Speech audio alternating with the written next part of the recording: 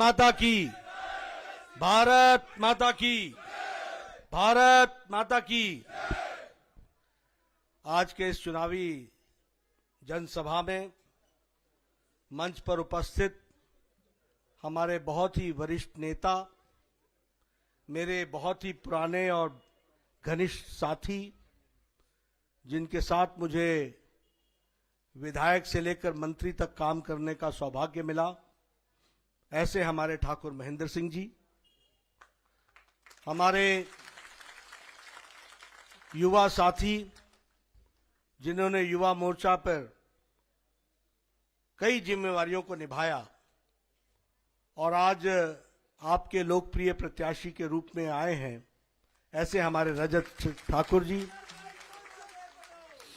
हमारे मंडल के अध्यक्ष श्री लेखराज ठाकुर जी, जिला परिषद की सदस्या मेरी बहन वंदना गुलेरिया जी, हमारे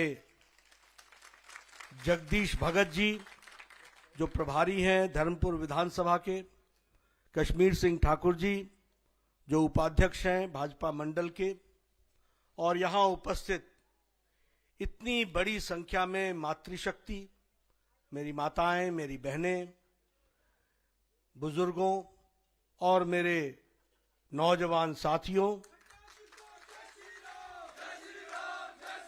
बड़ी संख्या में उपस्थित हमारे एक्स सर्विसमैन, वीर जिन्होंने देश के लिए अपना योगदान किया, और मेरे मीडिया के साथी, प्रिंट मीडिया और इलेक्ट्रॉनिक मीडिया के मेरे साथी।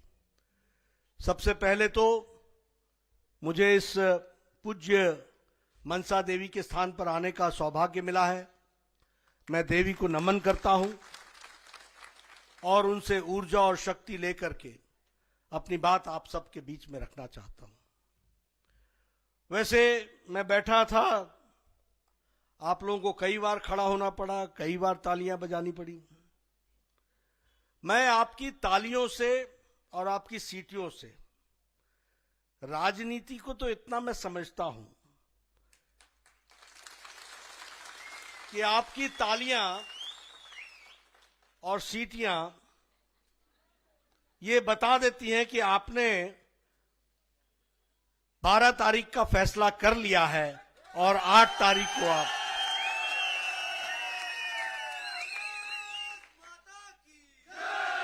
और 8 तारीख को वह नतीजा आप देने वाले हैं, रजत को आप विधानसभा में पहुंचाने वाले हैं।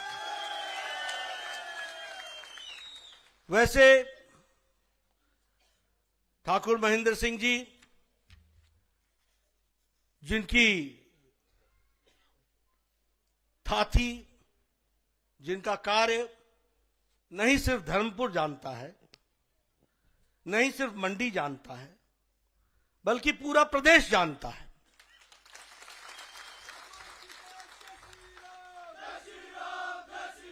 उनकी गंगोत्री में मुझे आने की कोई आवश्यकता नहीं थी, वो अपने आप में सक्षम है और आप लोगों का उन पर एक बार नहीं सदा सदा उन पर आशीर्वाद रहा है। लेकिन मैंने ये अपनी जिम्मेवारी समझी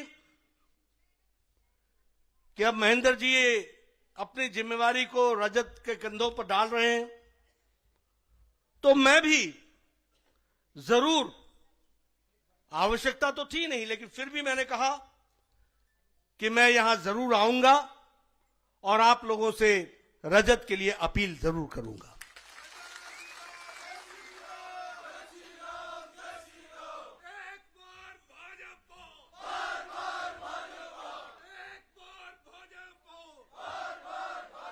ये जो आपने कहा एक बार भाजपा, बार बार भाजपा, ये सिर्फ इसलिए नहीं कि हम भारतीय जनता पार्टी के हैं इसलिए भारतीय जनता पार्टी को लाओ, ये सिर्फ इसलिए नहीं कि रजत को चुनाव जिता दो,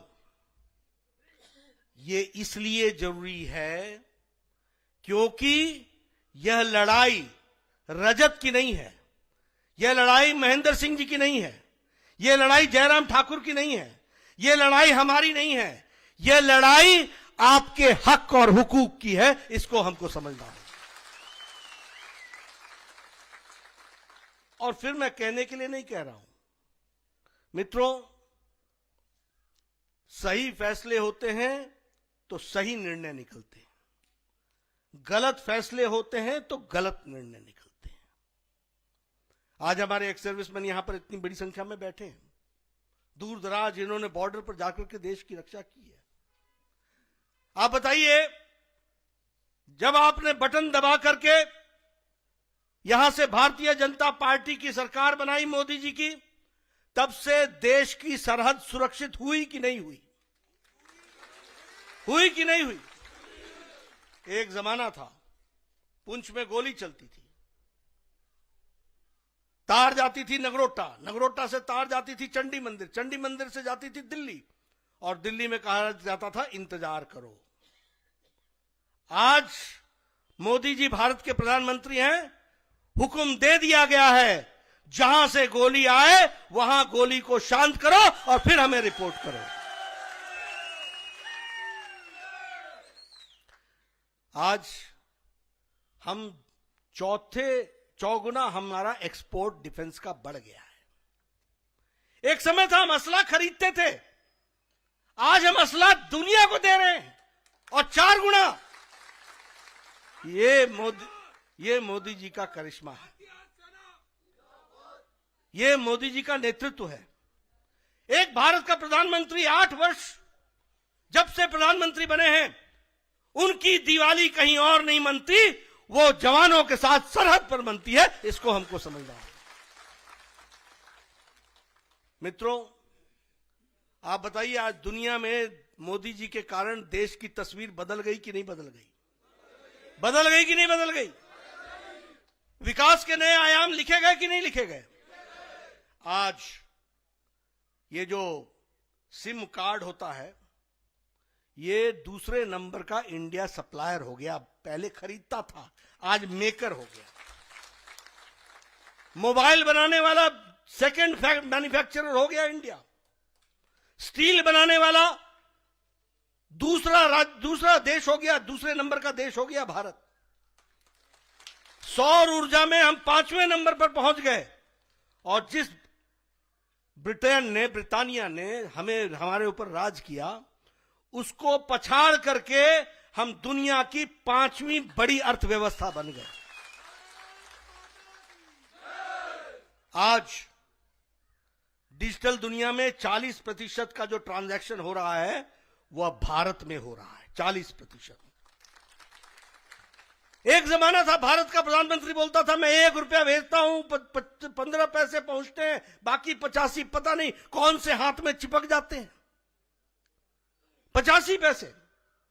यहां आज प्रधानमंत्री मोदी जी ने आप लोगों के खाते में 25 लाख करोड़ रुपए बैंक के खाते में डाल दिया। यह हमको समझना। वो शिमला आते हैं, शिमला के रिज मैदान से किसान सम्मान निधि की 11वीं किस्त 11 करोड़ 74 लाख किसानों को देते हैं। एक बटन दबाते हैं शिमला के रिज मैदान में, एक बटन, और 15 सेकंड के अंदर 11 करोड़ 74 लाख किसानों के खाते में 2-2 हजार रुपए पहुंच जाता है। यह हमारा अंतर है। और किसानों के लिए एक समय में 2013-14 में हमारा 27,000 करोड़ रुपए बजट था एग्रीकल्चर का, आज 1,24,000 करोड़ रुपए हो गया। 1,24,000। यह विकास की नई कहानी लिखी गई है। और इसीलिए मित्रों, जब हम मोदी जी को हिमाचल प्रदेश की दृष्टि से देखते हैं, तो हम पाते हैं कि छोटा सा हिमाचल, जैसा ठाकुर महेंद्र सिंह जी ने कहा, एक छोटा सा हिमाचल जिसको राजनीति में इसका कोई गिनती नहीं आती, 4 एमपीओ का प्रदेश है। और कहां उत्तर प्रदेश, 24 करोड़ की जनसंख्या, हम 68 लाख की जनसंख्या।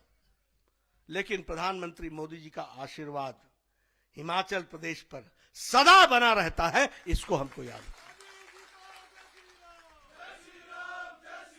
पहले अटल जी हमारे प्रधानमंत्री रहे, उन्होंने हमको इकोनॉमिक पैकेज दिया। कांग्रेस की सरकार आई, मित्रों, डबल इंजन का बहुत महत्वपूर्ण योगदान होता है। यह मत समझना कि हमने मोदी जी को बैठा दिया अब तो हमारा काम चलेगा, मोदी जी काम करेंगे, लेकिन धरती पर उतारेंगे तो जयराम ठाकुर उतारेंगे, रजत ठाकुर उतारेंगे। इसको भी हमको ध्यान रखना चाहिए। इसलिए डबल इंजन की सरकार, अटल जी ने दिया आपको इकोनॉमिक पैकेज, बद्दी बसा, नालागढ़ बसा, लेकिन 7 साल में कांग्रेस ने छीन लिया। और क्या कहा? कहा हरियाणा में मेरी सरकार है, पंजाब में हमारी सरकार है, हिमाचल को हम अकेला नहीं दे सकते, जम्मू में हमारी सरकार है। आज वक्त ऐसा बदला कि ना वो हरियाणा में है, ना पंजाब में है, और हिमाचल में तो गए ही गए। ये अटल टनल हमारे डिफेंस के लोग जानते हैं, फौजी भाई जानते हैं, एक्स सर्विसमैन जानते हैं। एक समय था जब 6 महीने लेह लद्दाख के लिए सिर्फ रसद ट्रकों में जाया करती। 6 महीने, मई से शुरू होती थी, अक्टूबर नवंबर तक, जब तक बर्फ ना गिर जाए, उसके बाद बंद हो जाती थी। और 6 महीने के लिए एक तरीके से लेह लद्दाख से रास्ता कट जाता था, एक तरह से हमारा लाहौल स्पीति से रास्ता कट जाता था। अटल जी ने अटल टनल, उस समय नाम अटल नहीं था, उन्होंने टनल का शिलान्यास किया। 2002 में शिलान्यास किया, 2003-4 में अटल जी की सरकार चली गई, डबल इंजन की सरकार समाप्त हो गई। नतीजा क्या निकला?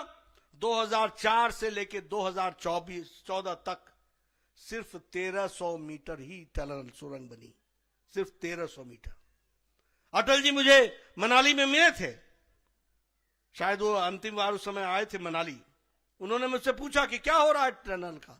मैंने कहा काम रुक गया है। उन्होंने कहा था कि ये पत्थर जो मैंने लगाया है, ये मेरे सीने पर पत्थर है।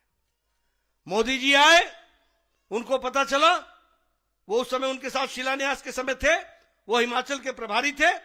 3 साल के अंदर 10 किलोमीटर की सुरंग बना करके अटल टनल से लेह लद्दाख तक जोड़ दिया। यह है डबल इंजन का फर्क। अभी रेलवे लाइन बन रही है, रेलवे लाइन कीरतपुर से लेह तक बनेगी।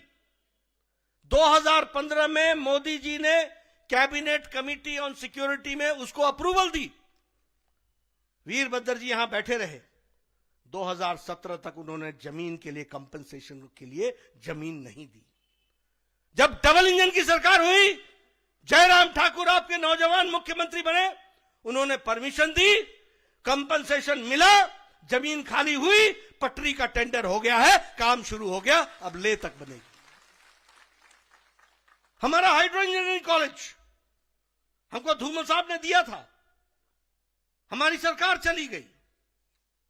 मैं सांसद बना, मैं दिल्ली गया, वहां एक वीरप्पा मोइली होते थे, पावर मिनिस्टर, पेट्रोलियम मिनिस्टर। मैंने उनको कहा कि आप हाइड्रो इंजीनियरिंग कॉलेज हमको दो, आओ शिलान्यास करो। मोइली साहब ने मुझे कहा, I want to come but your Virbhadra does not allow me. मैं तो आना चाहता हूं, लेकिन वीरभद्र अलाउ नहीं करते हैं, ये है इनका काम। आज ये बेचारे नहीं है हमारे बीच में,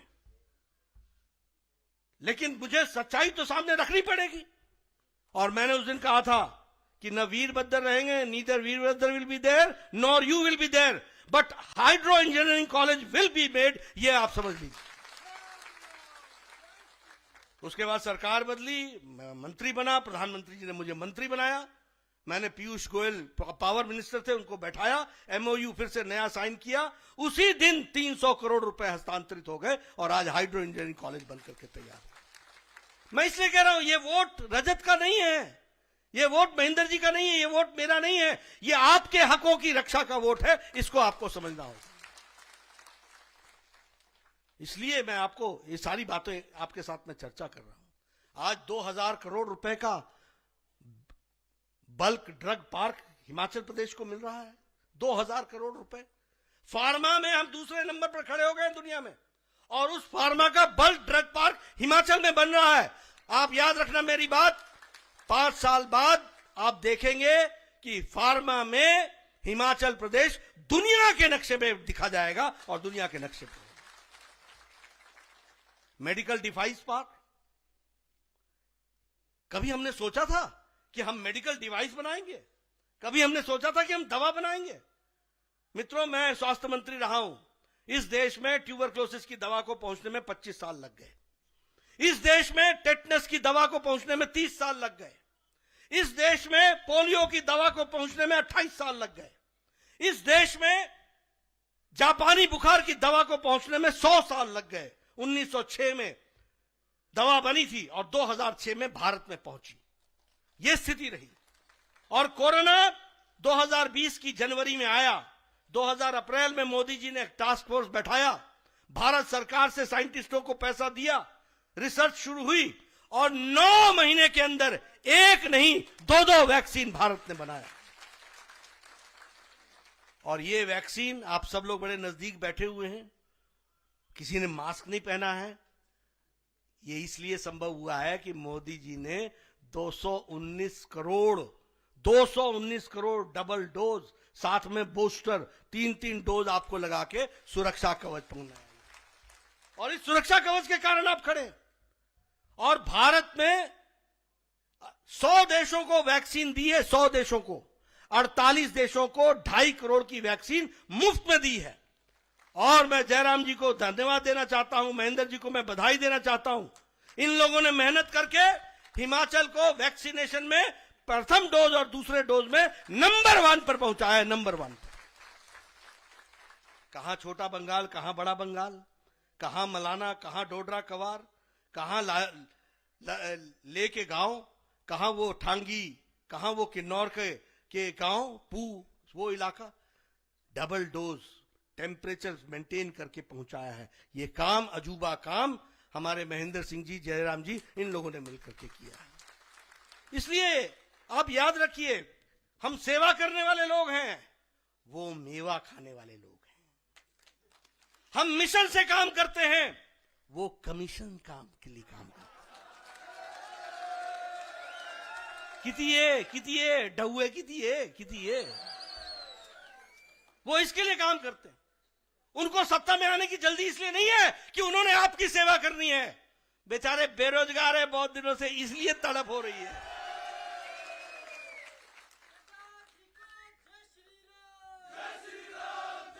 ये हमको समझना पड़ेगा कि हमारे विकास का अर्थ क्या बनता है।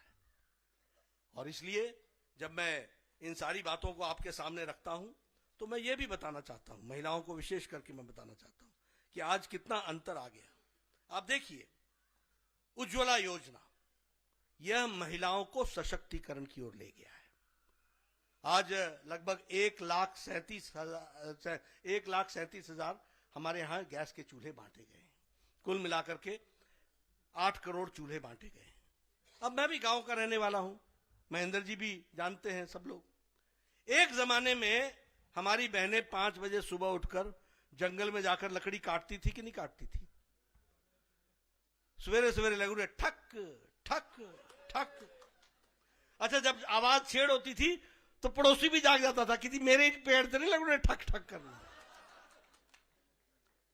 फिर लकड़ी लाना, उसको सुखाना, उसको सुखा करके फिर चूल्हा जलाना, चूल्हा जला करके फूकनी से फूकना, और फिर 200 सिगरेट का धुआं अपने फेफड़ों में लेना और आंखें खराब करनी, बार बार रसोई घर से बाहर निकल करके आंखें ठीक करनी। ये जमाना देखा कि नहीं देखा? देखा कि नहीं देखा? मोदी जी ने उज्ज्वला योजना में 8 करोड़ बहनों के घरों में चूल्हा पहुंचाया, महिला सशक्तिकरण किया 8 करोड़ बहनों को, और उसमें से 1,37,000 हिमाचल प्रदेश में भी किया गया। और जो बच गए उनको जयराम जी ने हिमाचल गृहिणी सुविधा योजना के तहत उनको भी चूल्हा पहुंचाया। अब हमारी बहनें 5 मिनट में लाइटर से टक जलाती हैं और जला करके चाय बनाती हैं, भोजन कराती हैं, फिर बोलती हूं जाओ कम्मा, लगो कम्मा। ये महिलाओं का सशक्तिकरण हुआ है कि नहीं हुआ है? हुआ कि नहीं हुआ? कोरोना में 500-500 रुपए मोदी जी ने पहुंचाए कि नहीं पहुंचाए? पहुंचाए कि नहीं पहुंचाए? हमारे बुजुर्गों को 500-500 रुपए पहुंचाए कि नहीं पहुंचाए? और कोरोना में न बैंक, न मनी ऑर्डर, न पोस्टमैन, न पोस्ट ऑफिस, सीधे आपके खाते में डिजिटली पहुंचा दिया गया। यह होता है महिला सशक्तिकरण। बहनों, मुझे अच्छी तरीके से याद है, यहां पर भी मुझे उसका 1,90,000 यानी 2 लाख यहां भी स्वच्छता के टॉयलेट बने, इज्जत घर बने। इसका मतलब सारे देश में 12 करोड़ बहनें ऐसी थीं और 12 करोड़ परिवार में बच्चे ऐसे थे जो अपने दैनिक नित्य क्रम के लिए खेतों में जाया करते थे, जंगलों में जाया करते थे। यहां पर 1,90,000 लोग थे, बहनें थी। मोदी जी ने 1,90,000 यानी 2 लाख, पहुंचा हुआ 2 लाख इज्जत घर बना करके महिलाओं का सशक्तिकरण किया। इस बात को हमको समझना। मुझे अच्छी तरीके से याद है, मैं चलता था, महेंद्र जी आपको भी याद होगा, नए नए विपक्ष के नेता बने थे, हम लोगों को भी शौक था, क्या प्रॉब्लम ही, क्या प्रॉब्लम ही, क्या प्रॉब्लम ही, मैं इधर जाऊंगा, मैं उधर जाऊंगा। जहां जाता था महिलाएं रोक लेती थी। मैं पूछता था क्या हाल चाल है, ऊँट से तू है? मैं कहा दसो क्या क्या दसिए, गर्मी निकली गई? मैंने कहा हाँ वो तो निकली गई। ये देखा सर, बाल नहीं रहे, कड़ा चक्की चक्की के 2-2 किलोमीटर जाना पौंदा। आज किसी से भी बात करो तो मेरा बाथरूम, मेरा वॉशरूम, एक नहीं 3-3 टंकियां घर में बनी हुई है। बनी है कि नहीं बनी है? बनी है कि नहीं बनी है?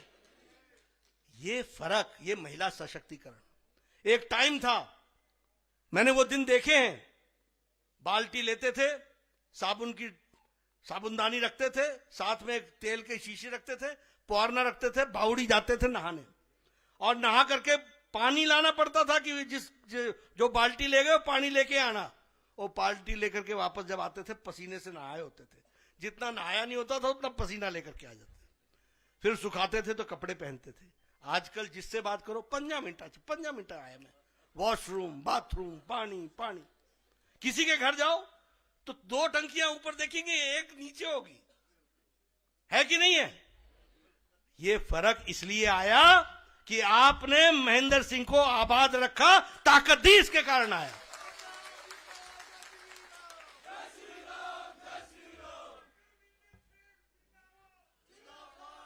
ये महिला सशक्तिकरण हुआ है। आज all India institute of medical sciences आ गया। आप पहले चंडीगढ़, भगवान न करे कोई बीमार पड़े, पर मैं आपको दावे से कह सकता हूं कि आने वाले समय में अब किसी को भी चंडीगढ़ नहीं जाना पड़ेगा, बिलासपुर में इलाज हो जाएगा और बढ़िया इलाज होगा। वो एक विकास का तीर्थ बना है और भगवान ने भी आशीर्वाद दिया, मोदी जी ने आशीर्वाद दिया।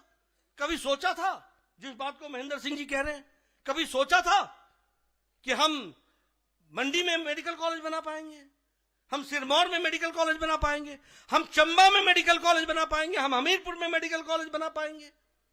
आज मेडिकल कॉलेज बन गए, मदर एंड चाइल्ड हॉस्पिटल तो हर जगह बन गया। और महेंद्र जी जब मेरे पास आते थे तो मैं हमेशा इनको बोलता था कागज छोड़ जाइए, मुझे करना तो पड़ेगा ही। और महेंद्र जी जो हैं वो काम थोक में करते हैं, छोटा काम नहीं करते। इनको परचून में विश्वास नहीं है, ये थोक में काम करते हैं। अगर ये कम्युनिटी हेल्थ सेंटर का अपग्रेडेशन मांगेंगे तो 1-2 नहीं मांगते, 10-12। अगर विकास के लिए पीएचसी सब सेंटर मांगते हैं तो 1-2 नहीं मांगते हैं, 5-7। और हम भी प्यार से इनकी बात को कभी टाल नहीं सकते हैं और न टाला, और इस कारण से आज ये विकास हो रहा है। तो इसलिए ये महेंद्र सिंह जी का विकास नहीं है, ये महेंद्र सिंह जी के लिए नहीं है, ये रजत के लिए नहीं है, ये मेरे लिए नहीं है। इसका फायदा आपको मिलता है, इसलिए आपके हक हुकूक का होता है।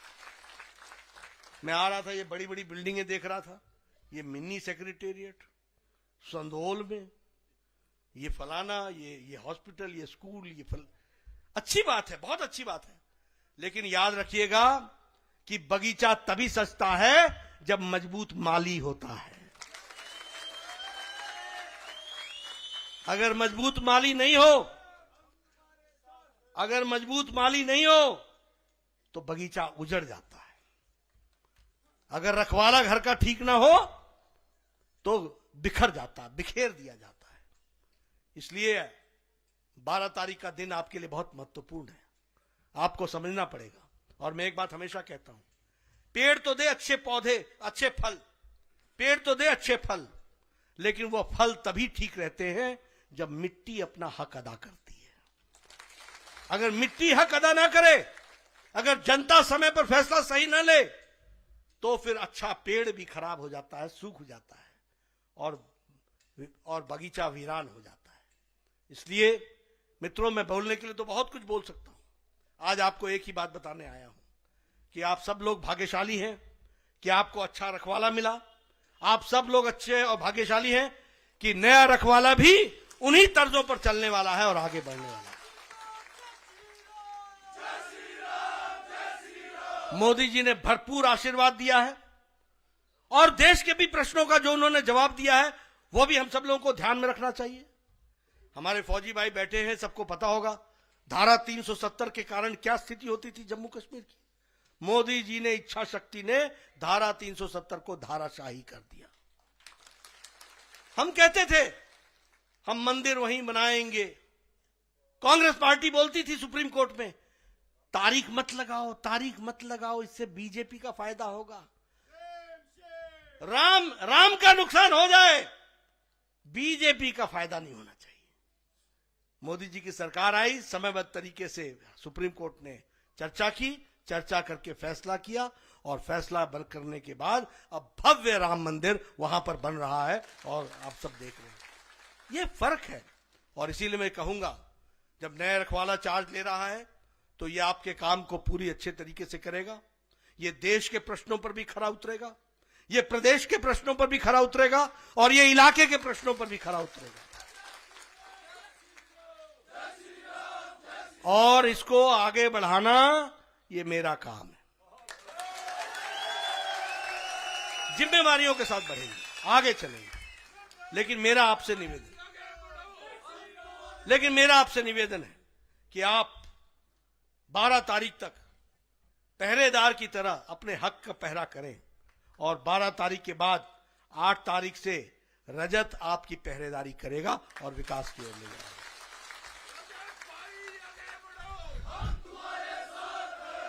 इसलिए अंत में आपसे फिर मैं निवेदन करने के लिए आया हूं कि आप भारतीय जनता पार्टी को आशीर्वाद दीजिए, रजत को अपना विधायक बनाइए, देश को, प्रदेश को आगे ले जाइए और हमारे इस इलाके को विकास के साथ और आगे तेजी से गति से बैठाइए। इन्हीं शब्दों के साथ बहुत बहुत धन्यवाद।